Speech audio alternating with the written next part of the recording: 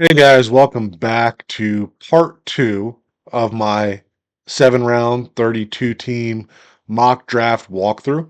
We ended part one in round five with Jabbar Muhammad as the last pick for the Dolphins, with me as the GM. As a refresher, the other picks that we had were round one, pick 13, Jade Barron, round two, pick 48. Tyleek Williams. We traded up to pick 72, trading picks 98, 135, and 150. And in that pick 72 spot, we picked Ariante Ursery. Round four, pick 116, picked Savion Jones.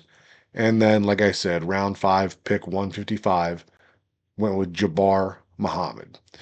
So I like the way the roster has filled out so far with this draft. Heading into our three seventh round picks, I would still like to add a running back to the roster. Right now we only have Achan, Wright, and Madison, so definitely room for at least one more in there. Um, Once we're done with the draft, we're going to talk some about both trades that were made and some of the ones that weren't made to see how we could have handled this better using 2020 hindsight. And then once we're done with that, then we're going to go back and revisit the roster and look at how it could look if the Dolphins were to do something similar to what we're doing in this mock draft. So you can see on the screen right now is the rest of round five of the draft. It was a tough spot because we're going from round five, pick 17, and we're not going to be drafting again unless we trade up until round seven to 24. So certainly opportunity for a lot of names to go off the board here. And as we're looking through here, obviously got a couple of guard prospects that Dolphins fans seem to like in Jalen Rivers and Dylan Fairchild. Um, Will Howard is a quarterback that gets some attention. Chase Lunt is a kind of raw offensive tackle, and then a couple more trench players to round out round five. All right, round six. We don't have a pick here, but we're still going to put it up here just so you can see who was drafted and quickly kind of go through here. Got Kyle McCord is a QB that some fans are interested in. Ollie Gordon has been a name that I've heard. Jackson Halls is a blocking tight end. I've seen some interest in. Um, as we continue to go down through here, Clay Webb got some attention coming out of the Senior Bowl. Kobe King is a linebacker that I liked. Jake Majors being a center out of Texas in the wide zone scheme they run there. Small school guy and Carson Vincent out of Alabama A&M. And then as we continue through, Phil Maffa was a guy that I kind of liked as a, maybe a later than sixth round pick. More of a bigger back for the folks that want that power type runner. And then Trevor Etienne was one that I was hoping would get into the seventh round. With missing out on Bashaw Tootin earlier in the draft, Etienne was kind of my backup plan there. As you can see, that obviously didn't work out. And then we've got Willie Lampkin, another kind of fan favorite among Dolphin fans. And then get down here to the end. Dylan Gabriel was a quarterback that I probably would have considered in the seventh round there. I like the stuff that he does. It's not just that he's a lefty. I think that his skills translate pretty well if we're trying to continue to run a similar offense to what we have when two is in there, but he was gone end of the sixth round. And then Chimere DK is another player that we talked about on Scouting the Fins. Would have been another guy that I was looking at in round seven, but didn't make it there. As we move into the seventh round here, going to show you up until our first pick of the seventh round. Biggest name coming off the list here is Q Robinson. This is a player that I've talked about early in the draft. I think this is great value for him. Um, you know, a player that I kind of the reason I didn't pick him earlier was just between the edge and the off-ball linebacker room. Didn't know how many snaps he would be able to get, but I think he's a hybrid type player there. I think he's going to be a good player in the league, and certainly wouldn't be disappointed to see him as a Dolphin. Right here at pick 224, I decided to go with Khalil Mullings out of Michigan. So, like I said, running back was something that I wanted to find somebody else to add to the room here before the end of the draft. Um, with Tootin and ETN going off the board, I really only had one more running back left on the list of backs that I had scouted, and I wasn't really high on him. So I started asking around a little bit, and Mullings was a name that came up, and I went and started checking out some of his highlights. Need to dig deeper into him, but definitely liked what he brought to the table. You know, he's not the back that I talked about from the beginning of this whole process of where, he can step in and do the things that Devon Achan does. But when I watched Mullings, he kind of reminds me of Raheem Mostert. Maybe doesn't have quite the breakaway speed that Mostert does, but in terms of a player that sees the hole well, is able to, ride that wave is something we talked about with Mostert, and, pretty much more of a straight line runner than somebody that's going to make somebody miss. I felt like that was a lot of what described Mullings when I was watching him as well. So when we move forward and we're looking to replace what Raheem Mostert had in this room, I think that Mullings is going to be a good fit in that aspect. Like I said, doesn't get exactly what I was looking for in the running back room, but when we're all the way down here in round 7, a lot of it comes down to just picking good players and, if they pan out, figuring out how to best use them. And then just taking a look here at the rest of round 7 up to pick 231, where we're picking again. Howard Cross is a player that I kind of liked, but at this point, with already having Savion Jones and Tyleik Williams, probably not somebody that I was going to pick in the 7th round anyways. Nobody else really in that range that, I felt bad about missing out on at 231. All right, so that brings us to pick 231. And our pick here is Caleb Rogers out of Texas Tech. Um, wasn't necessarily the highest player on my board, but I've talked in the past about, finding the guys that fit the scheme, right? And from a tape perspective, Caleb Rogers was a pretty difficult player to evaluate. A lot of passing in that Texas Tech offense. Didn't have a whole lot of good film, not necessarily good film, just not a lot of film in terms of a run blocker to project him into what we hope to be more of a run heavy offense. So difficult projection. But when you look at his measurables and talking about the mold of linemen that have been drafted by Kyle Shanahan and Mike McDaniel since Shanahan took over in San Francisco in 2017, Caleb Rogers is one of those guys, and maybe the last one on the list of guys that fit perfectly into the mold based on the highs or lows of the measurables that they, the tests, the physical measurements, all of that stuff.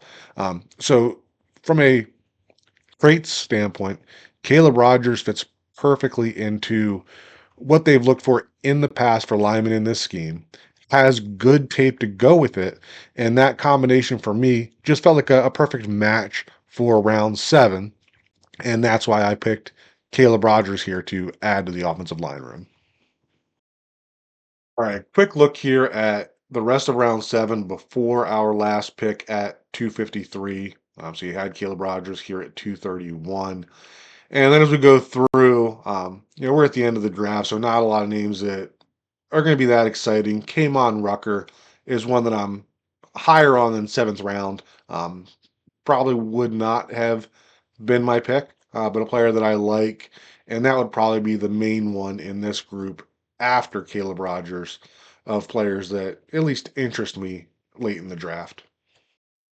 And that's going to bring us to the last pick for the Dolphins in this draft. And my selection was safety out of Vanderbilt, DeRicky Wright.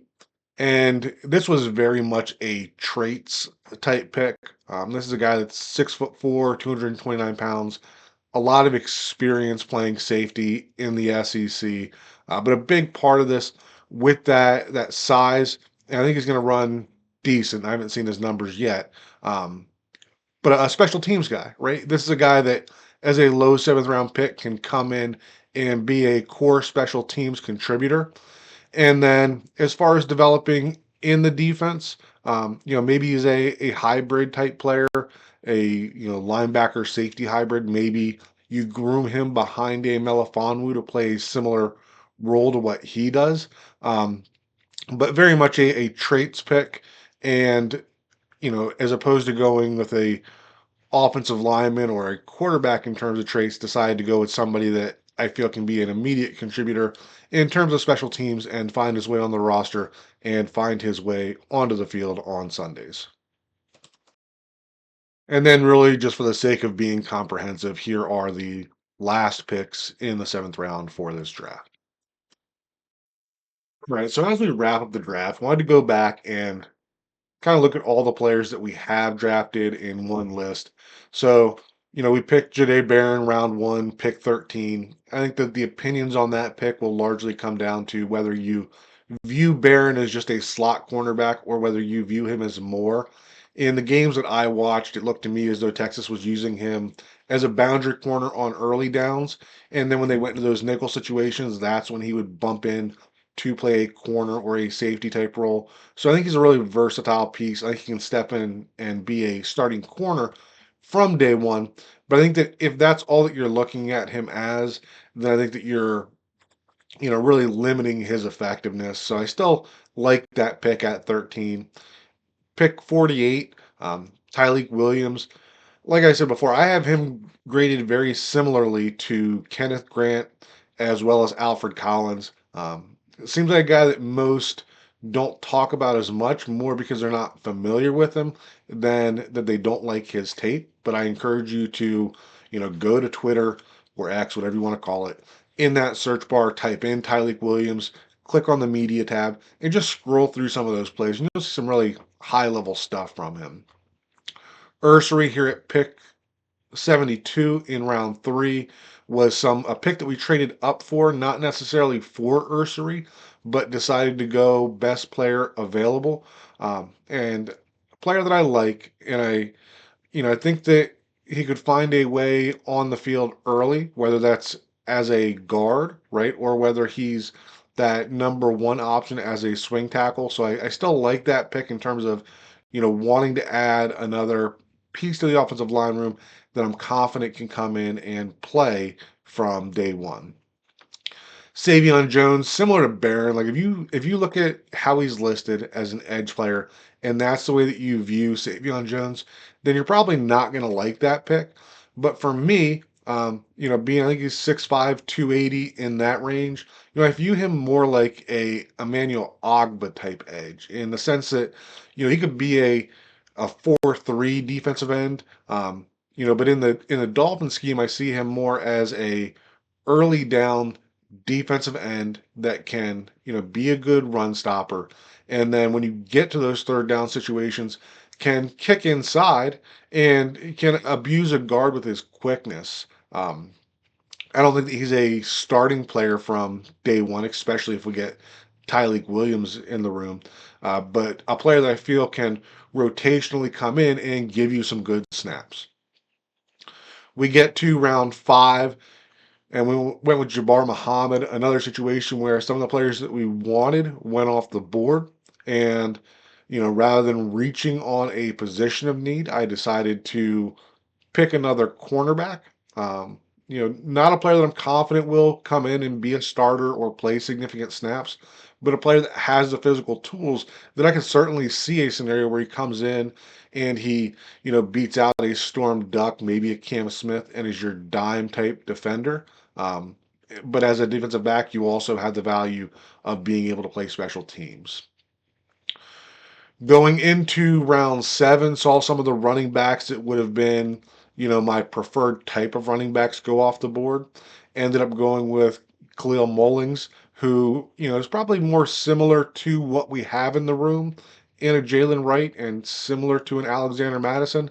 But, seventh round pick, we're really just looking for somebody to come in and try to develop. And there were certainly things in Mullings as a running back that I liked. So, like the upside pick there and a body that was needed to fill out a room that had an opening.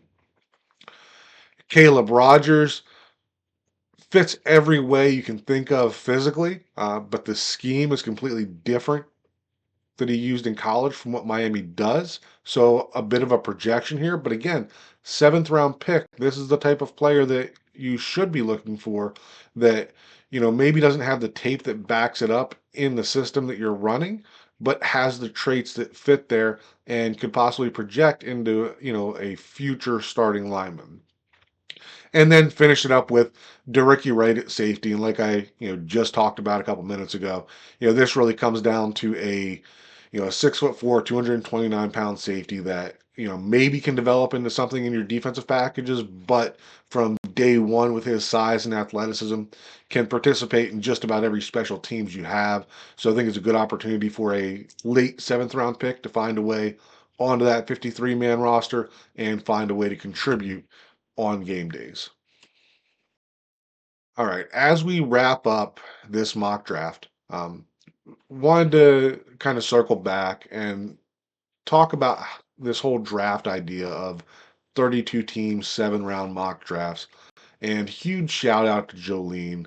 It takes a lot to get 32 GMs together and have it run smoothly, and she did a great job with it.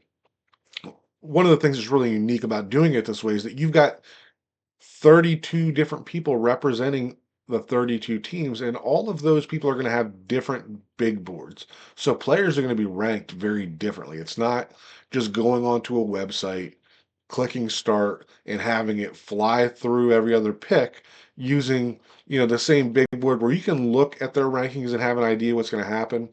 When you don't see everybody else's big board, you really have no idea where the rest of these players are going to go, right? So then you're stuck in a position, are you sitting there waiting for a player to fall and you lose out on them? Do you end up, maybe trading up to get a player and reaching just to make sure that you get them?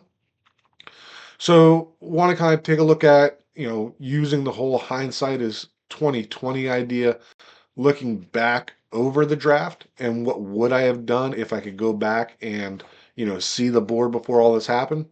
And the big thing here is that that trade up from 98 to 72. um, I don't the trade value was there for me, right? But the problem was that the player was not. The player that I really wanted to come up for was Jonah Savania. And I tried to wait as long as I could to make the pick given the format that we were using, right? So I waited until around pick 60 before I pulled the trigger on that trade. And, in a real life situation, I'd have probably waited until pick 70 before, given the green light to submit the trade.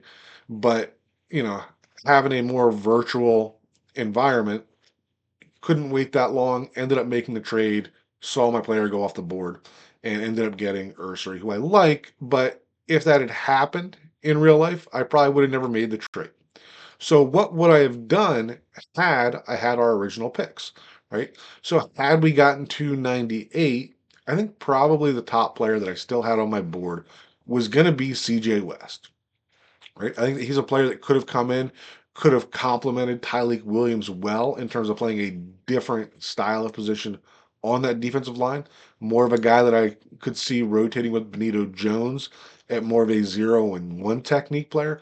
But the question then comes in after drafting a defensive back in round one, defensive line in round two. Would I have gone defensive line again in round three? Um, Looking back, I'd like to say that I would, but don't know without being in that position. Other option might have been Danny Stutzman, who went at 107.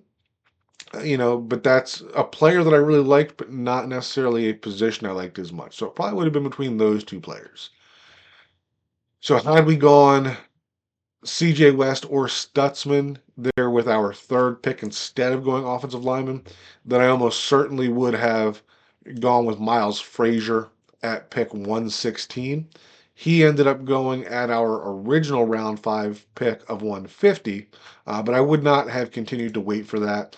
Would have saw an opportunity for a player that I could have competed for that starting left guard spot, and I would have picked Miles Frazier at 116 over Savion Jones, especially if we'd gotten CJ West at 98. With West and Miles Frazier, then there was an opportunity to trade up to 135. And had I not made the original trade up to 72 and still had all of our original picks, I probably would have made that move to trade from 150 up to 135. And my pick there would have been Bashal Tutin, who ended up going at 140. I considered getting him earlier. That 116 pick, he was in the talks there for me as well. And I feel like he would have added a lot to that running back room, having a lot of similarities to Devon Achane. So I feel like I'd have made that move to move up to 135 and get Bashal Tutin. And then when we get to whether it was 150 or 155, whatever was left, probably would have gone interior offensive lineman there, whether it was somebody like Jackson Slater or Jalen Rivers. So that's just kind of the gist of what I feel I would have done looking back on it using 2020 hindsight and seeing how the board fell. That's probably how I would have gone had I not made that trade up to 72. Another thing to talk about here is in real life, what do the trade scenarios look like? So in this mock draft, there was only one trade in the top 20, and that was for New Orleans to move up 5 spots and get Shador Sanders. So there's not a lot of interest in moving up to 13. So when you're one of those, fans that are looking at it and saying, let's just trade down from 13, you got to have a dance partner, and really didn't seem to have that opportunity in this draft. Most of the trades happen between picks 21 and 33, which is not somewhere that the Dolphins, have anything right now. And those teams weren't moving down past number 40. So trading from 48 up may not really be a, realistic scenario either. So I would say that when you're looking at these draft picks, that picks 13 and pick 48 are probably two that you're going to stick where you are and pick. And then after that is maybe where you could look to either move up or move down and add some more draft picks. All right, last thing we wanted to look at for part two of this mock draft video was going to be to circle back to the roster and see how the players we picked fit in and fill out this roster. Wide receivers we talked about early, right? Waddle, Westbrook, Akine, Hill, Washington, probably basically locked in as your top four. So we didn't go wide receiver. Not disappointed in that. Didn't feel a pressing need to add anything there. Offensive line. So I think this comes down to, I think you can, depending on how you feel about Patrick Paul, can say that you're pretty comfortable with 4 out of the 5 starters on the offensive line, right? Liam Eichenberg is obviously the one that nobody is comfortable with being penciled in here at left guard. But my thing here is that, if you have 4 solid players in the offensive line and you're only looking to fix one position, and that position is a guard, then you can usually find a way to do that. There are guys on the roster that are quality players, right? You got Keon Smith, you have Andrew Meyer, who the team likes that, maybe cross trains at guard. You have Larry Borum that was signed as a free agent. We added 2 players that I like on the offensive line in Ariante Ursary, Caleb Rogers, right? So if all you're looking to fill is a left guard, right, you can find something there that can come in and should be able to play decent. Look at the Philadelphia Eagles, the way that they brought Mekhi Becton into play right guard. Not a player that you would project playing right guard, and not a player that I'm huge on as a guard, right? But when you have 4 guys around him that can all play at a high level, then it can still look like a good resolution. And I see that the same way as what the Dolphins could do at left guard if this is the way that draft day would turn out. Tight end, could have gone Tyler Warren in the first round, right? Could have tried to get Mason Taylor, but didn't really like the opportunities that we had there. The room with Pharaoh Brown replacing Durham Smythe is better than it was last year. Didn't have the guys in the positions that I wanted to be a developmental F piece. So we didn't touch this room, and I'm okay with that overall. Quarterbacks, didn't feel pressed to get a young developmental guy because I think Zach Wilson, in addition to filling QB2, also fills that role. If they did get somebody, wouldn't be disappointed, but not something that I really felt pressed to do in this draft. Running back room, had a hole in the running back room, would have liked to fill it with a different type of player, right? Whether it was a Bashaw Tootin, a Trevor Etienne. But those guys didn't go where I, felt like I could get them. So instead of, forcing a square peg into a round hole and drafting another smaller, faster back that I wasn't as high on, decided to go with Khalil Mullings, who I think is just another good player to, fill out a spot that needed somebody in that room. As we move over to the defensive side of things, defensive line was the biggest hole on the roster, and I really like the two pieces that we got to add to that room. I think there's still room to add to it, whether it is a UDFA or whether it is a free agent signing, right? Tyleik Williams replaces Dickerson as your starting left defensive end from day one.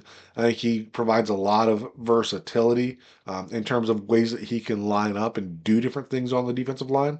And kind of, same idea with Savion Jones. I don't see him as an edge player. I see him as a, defensive lineman more so, lining up in those wider, those five techniques on early downs, and then being able to bump into your two or your three techniques on passing downs. So like the way that room looks, could add somebody there. Um, and then so the edges and the linebackers, two positions that there were players that I liked, right? But as we got to those positions and we looked at the players available that I like in the linebacker and the edge room, it came down to how many snaps would really be available for those players considering what we added. And, it kept coming back to players that were either rated higher or rated similar in positions that were of bigger need of guys that could get snaps. So it didn't do anything to either of those rooms and not necessarily disappointed in that either. As we talk about the cornerbacks, right? Don't want to go into the season with Storm Duck and Cam Smith as our top options to start along with Jalen Ramsey and Cater Kohu. So I felt it was important to get a day one starter and feel like we did do that with Jade Barron. I think he steps in day one and slots in nicely with Ramsey and Kohu in terms of another guy who's not, in my opinion, not strictly a slot guy, not strictly a boundary guy. Really, that addition would give them the versatility to be more matchup specific, right? If you decide that Jalen Ramsey is still your number one corner and you want to have him mirror another team's number one receiver, you can do that with guys like Barron and Kohu, who both have that versatility along with Ramsey to play in the slot and on the boundary. So I think that provides just a ton of flexibility and a player that can replace Ramsey as your number one corner as Ramsey continues to get older in this league. At safety, a room that I wouldn't say that I like a lot or love, but a room that I'm okay with the way that it exists today, right? So wasn't pressed to add something there. And if I did add something, wasn't the type of players that tended to be available when I was picking for the Dolphins, right? It was, more the Billy Bowman, the center fielder type player, where I feel that Ashton Davis and Patrick McMorris are both in those roles as well. So I really, if I would have gone safety, it would have been more of a guy that could play closer to the line of scrimmage. In the end, added to Ricky Wright, right, as a player that is going to be more of a hybrid linebacker safety, close to the box type role. No idea if he would contribute early in his career on the defense, but this pick was more about, adding the right type of body to the room and adding somebody that can contribute on every special teams you have from day one. So overall, I like the way that this draft went for me. I feel like I really filled out the roster in a way that makes sense. I think we added good pieces in the places that really needed it, and also added some development pieces at the end of some rooms that could be contributors down the line. So maybe not the exact draft that I would have done with the hindsight 2020, but I am still very pleased with the way it turned out. As always, feel free to leave a comment below. Let me know whether you like this draft. Let me know whether there's something you would have done differently, since you can see every pick that was made over these last two videos.